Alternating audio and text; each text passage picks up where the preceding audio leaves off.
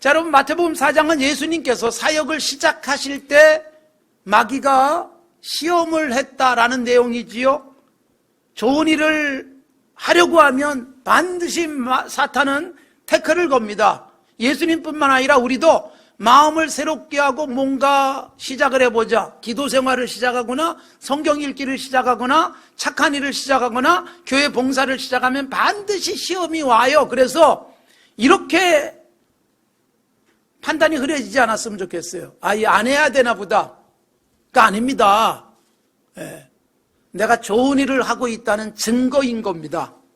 시험이 생기는 일은, 방해가 생기는 것은 우리를 흔들어 놓고자 하는, 마귀는 좋은 일이 계속되면 안 되니까 방해하는 거예요. 예배가 회복될 것 같으니까 계속 방해하는데, 사실 가장 큰 방해는 뭐예요? 우리 안에 있는 염려예요. 우리 안에 있는 근심이에요. 이걸 떨쳐버릴 수 있길 바랍니다. 예수님의 사역을 시작하기 전에 마귀가 아주 본격적인 시험을 시작했고, 이 시험은 사역 내내 있었고, 예수님의 마지막 완성의 사역 십자가 위에서도 시험이 있었고, 그 이후 예수님을 따르는 제자들과 우리들에게도 끊임없이 시험하고 있습니다. 시험에서 승리하시기를 바랍니다. 자, 오늘 예수님이 받으신 시험 중에 두 번째 시험인데, 마귀가 예수님을 성전곡 데리고 올라갔습니다. 그리고 구약 시편 91편의 말씀을 인용했어요. 여기서 뛰어내려 봐라. 네가 하나님의 아들이라면. 시편에 보니까 하나님께서 천사를 보내가지고 발이 돌에 부딪히지 않도록 사뿐히 내려앉게 하실 거라고 말씀하지 않았냐? 해봐라. 그때 예수님이 뛰어내릴 능력이 충분히 있었습니다. 그런데 뛰어내리지 않습니다. 이유가 뭔지 아세요? 우리도 따라서 뛰어내릴까 봐. 능력도 없이, 대책도 없이. 그래서 여러분, 예수님은 능력이 있지만 우린 그게 안 되기 때문에 예수님이 뛰어내리지 않고 예수님이 신명기의 말씀을 그냥 인용하셔서 뭐라고 말씀하세요? 주 너희 하나님을 시험하지 말라. 여러분, 굉장히 중요한 말씀이고, 우리가 여러분 조심해야 될 것, 하나님의 아들이라면 뛰어내려봐. 이게 여러분 우리에게도 늘 시험거리예요.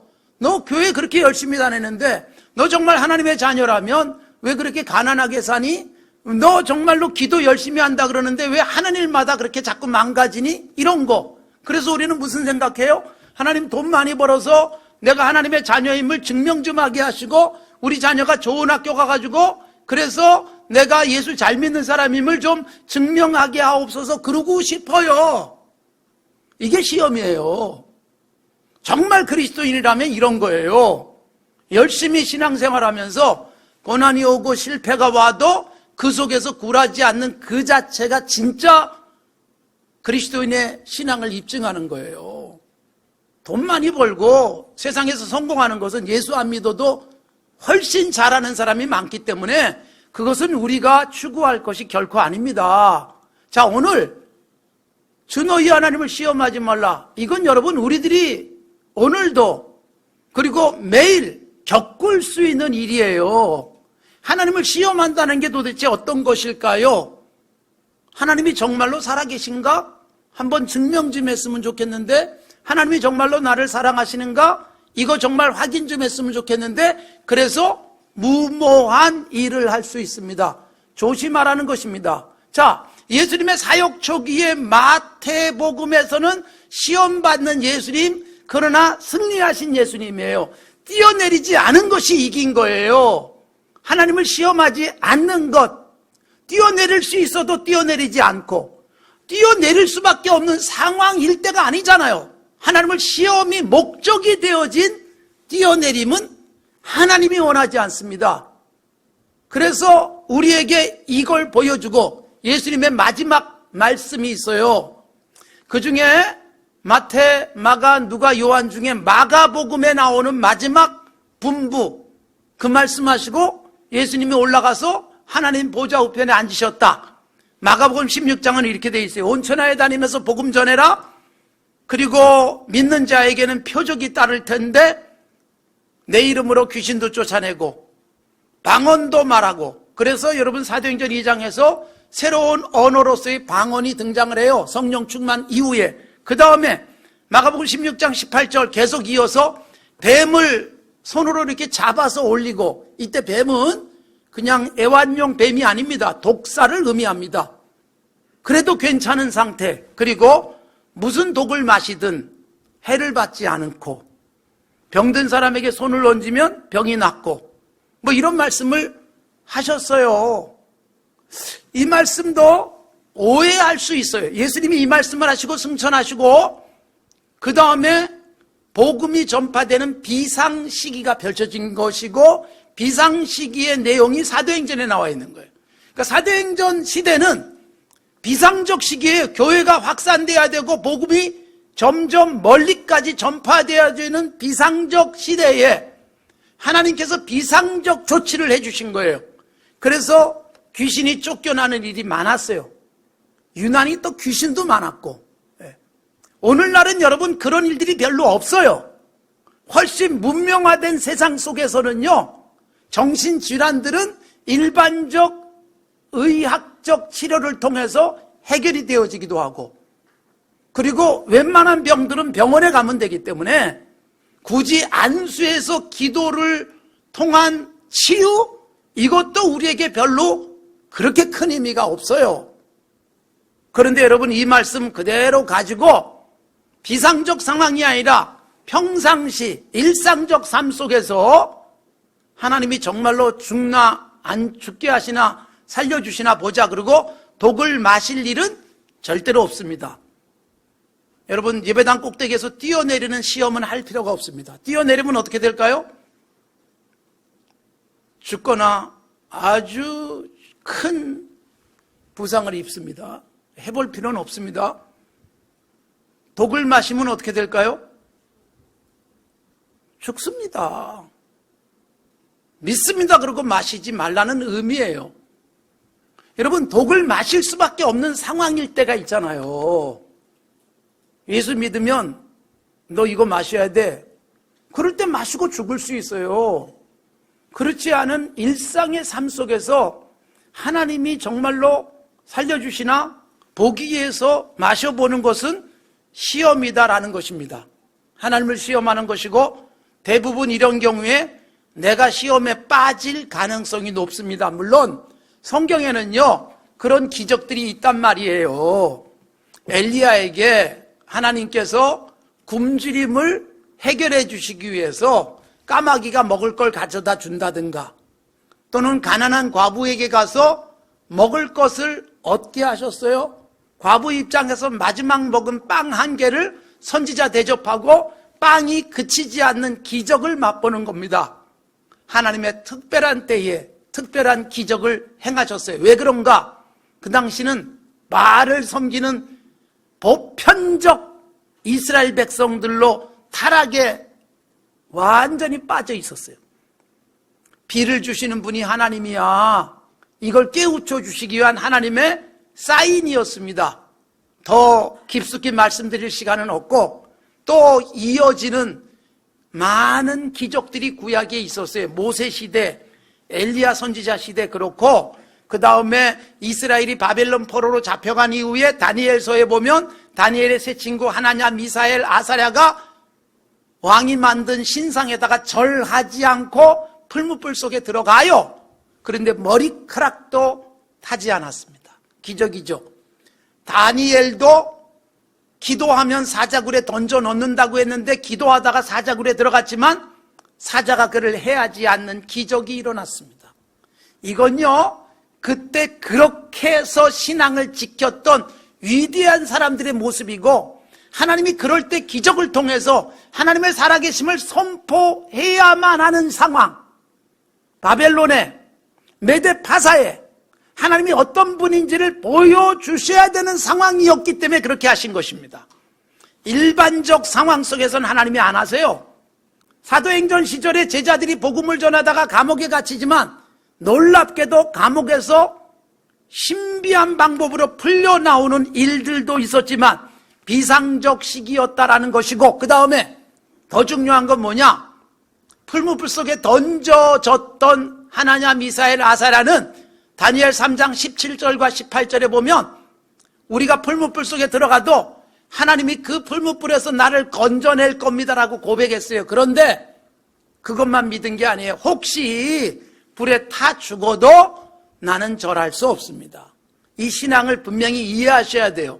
하나님이 건져줄 수도 있지만 그럴 수 있는 능력을 갖고 계신 하나님인 줄 믿지만 그러나 그것 때문에 내가 풀무불 속에 들어가는 게 아니라 신앙을 지키기 위해서 들어간다 그 말이고, 그래서 그냥 타서 죽더라도 나는 절하지 않습니다.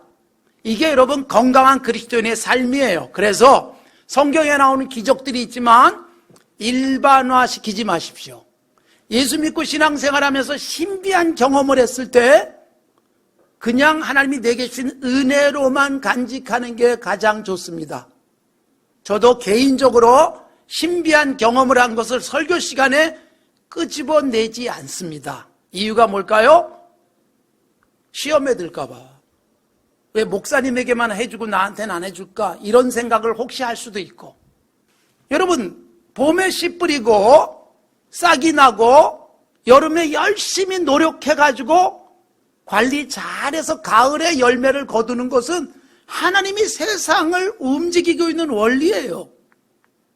근데 이것도 잘 안 될 때가 있어요. 열심히 일했는데. 그런데 가을에 병충해 때문에 다 죽기도 하고 태풍이 불어서 열매가 떨어지기도 해요. 그러나 분명한 것은 뭐예요? 우리가 뿌리고 거두고 노력하고 그것에 상응한 열매를 거두는 것. 그러나 내가 노력한다고 해서 다 되진 않아요.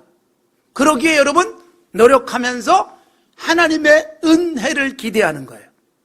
건강관리 잘했지만 병에 걸려요. 건강관리 잘했지만 전염병이 우리하고 전혀 상관없는 곳에서 발생해가지고 인간이 만들어 온 과학 문명 때문에 한 달 사이에 전 세계로 퍼져요. 수백만 명이 감염되어져요. 나 혼자 노력해가지고 되는 일이 아니에요. 하나님의 은혜가 필요한 부분이에요. 하나님이 주신 중요한 원칙이 있어요. 그래서 자연의 법칙들을 깼더니 전염병이 생긴 거예요. 철저하게 여러분 이것은 농업시대부터 생기기 시작한 거예요. 대량 농업을 하면서 그러면서 여러분 일반적으로 인간과 멀리 떨어져 있어야 될 동물들이 우리 안으로 들어오고 그러면서 전염병들이 생기기 시작했고 면역력이 생기기도 했지만 그러나 새로운 전염병들이 인간을 위협하기도 합니다. 하나님의 창조 질서 속에서 인간이 깨면서 생기는 문제들은 계속 나오고 이 땅에 주신 하나님의 법칙들 잘 지키며 사는 게 은혜를 누릴 수 있는 방법이에요. 상식, 합리적인 생활 태도 중요한 거예요. 건강 지키기 위해서 운동도 하고 먹는 것도 조절도 잘하고 그리고 위생적으로 살아가는 것, 이건 여러분 하나님이 우리에게 하라고 주신 원칙이에요. 인류가 이렇게 열심히 손 씻은 때가 없다고 합니다. 이렇게 열심히 손 씻는 것, 여러분 갑자기 열심히 하고 있잖아요. 그런데 여러분, 나는 하나님이 지켜주셔서 손 안 씻어도 돼, 하나님이 지켜주시기 때문에 마스크 안 써도 돼 라고 생각하는 것은 하나님을 시험하는 무모한 행위입니다.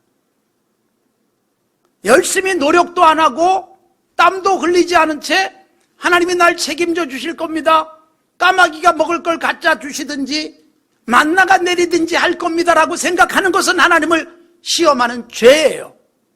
하나님은 우리에게 믿음도 잘 지키며 살아가길 원하시지만 하나님 주신 수많은 법칙들을 지키기를 원하는 것입니다. 열심히 공부한 만큼 성적이 나오는 게 정상이에요. 기도 열심히 하고 하나님 잘 찍게 하옵소서. 무모한 짓이고 그럴 때는 잘 찍은 것들이 다 오답이 나와야 은혜입니다. 이렇게 말하면 별로 은혜가 안 될지도 몰라요. 목사가 여러분 찍는 것마다 정답이기를 바랍니다, 할렐루야, 그래야 은혜가 되잖아요. 근데 여러분 그거는 굉장히 위험한 일이에요. 난 찍기만 하면 틀리더라. 그래야 복이에요. 어떻게 해야 정답을 찾을 수 있어요? 열심히 공부해야 정답을 찾을 수 있다는 믿음이 생겨야 건전하게 사는 거예요.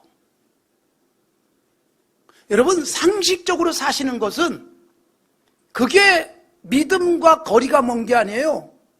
하나님 주신 상식, 하나님 주신 합리성을 그대로 받아들여서, 그런데 여러분, 상식적으로 살아도 안 되는 일이 너무나 많은 비상식의 세상을 살고 있잖아요. 그렇기 때문에 뭐 하는 거예요? 기도하고 하나님이 이 상식이 통할 수 있는 세상이 되게 하옵소서. 이거 여러분, 우리가 추구해야 될 부분이에요. 땀 흘리지 않고 하나님이 신비하게 먹여주시기를 기대하는 것은 비상적 상황이 아니면 기도할 필요도 없어요. 단지 열심히 내가 일했으니까, 누구보다도 똑똑한 머리로 내가 삶을 경영했으니까 난 잘 돼, 나는 성공할 거야 라는 것도 교만함이에요. 그래도 은혜 주지 않으면 나는 안 돼 라는 생각이에요. 갈라디아서 6장에서 바울 사도가 정리해 준 하나님이 이 땅에 주신 원칙이 있어요. 스스로 속이지 말라, 그렇게 말씀하세요. 내가 나에게 속는 것, 심지도 않고 거두려고 하는 것. 제가 장례식 때도 가끔 말씀드려요. 심은 것과 다른 것을 거두려고 하는 것. 많이 심지 않았는데 많이 거두려고 하는 것은 하나님을 기만하는 것이고 나를 속이는 거예요.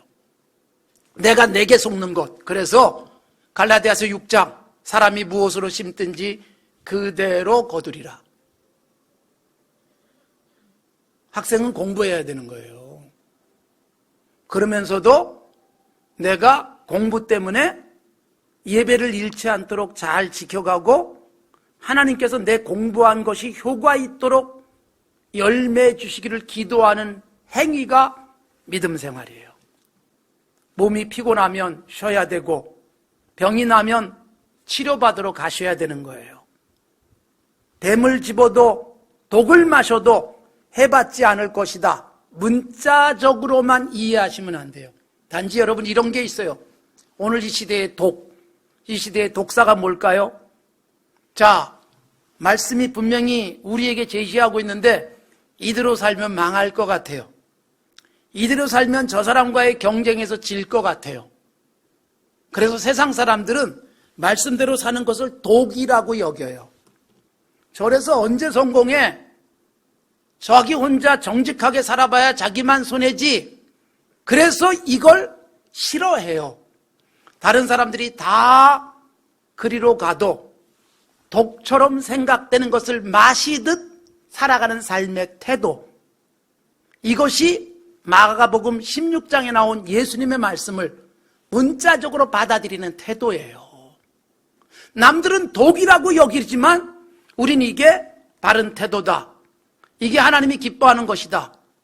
독 같은 세상 사람과 다르게 살아도 그러다 죽으면 그냥 난 죽을 거야, 이게 건강한 믿음이에요.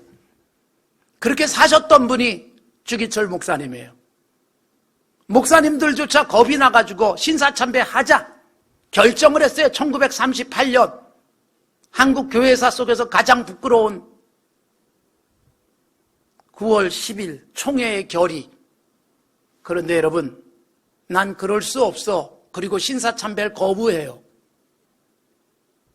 그래서 감옥에 가요. 매를 맞고 고문을 당해요. 그런데 그렇기 때문에 하나님이 나는 기적적으로 살려줄 거야 라고 믿지 않습니다. 뭘 믿어요? 죽을지언정 나는 이 길 갈 것이고 이게 옳다라고 믿는 거예요.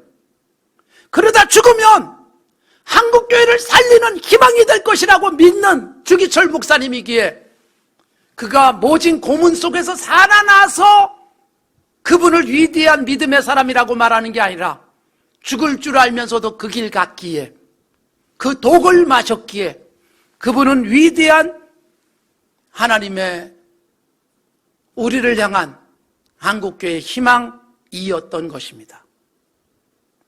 세례요한도 시험에 든 적이 있어요.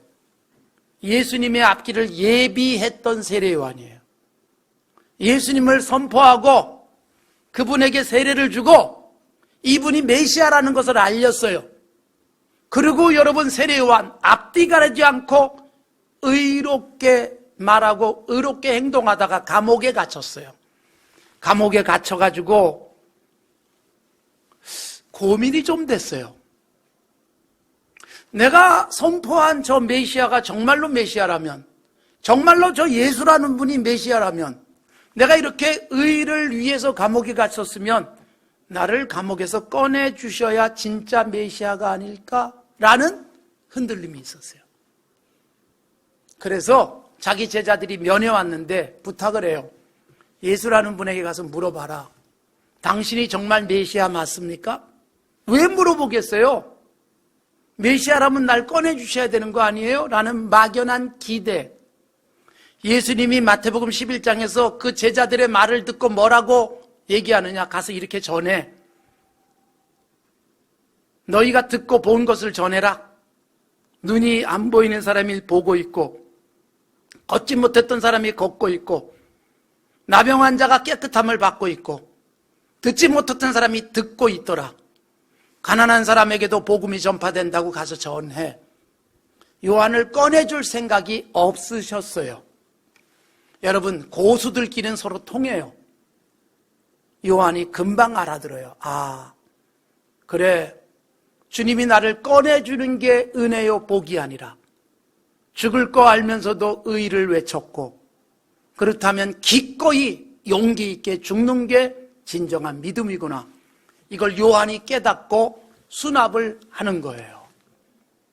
그리스도인의 삶이란 하나님을 시험한다고 하는 것이, 예수 잘 믿었으니까, 헌금 열심히 했으니까, 요즘 같은 날도 마스크 쓰고라도 열심히 찬양했으니까 하나님이 내게 잘 되도록 해주셔야 된다라고 하는 것은 거래지 믿음이 아니에요.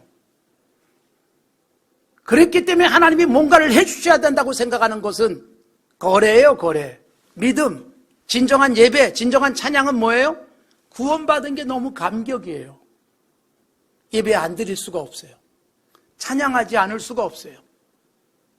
성도들을 위해서 봉사하지 않을 수가 없어요. 주님이 내게 주신 게 너무 크기 때문에. 그게 바로 그리스도인의 진정한 신앙이에요.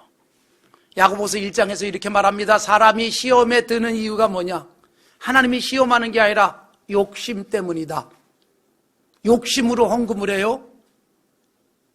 이만큼 드리면 더 많이 주실 거야. 이 자체가 내가 시험에 빠질 수 있는 길이에요.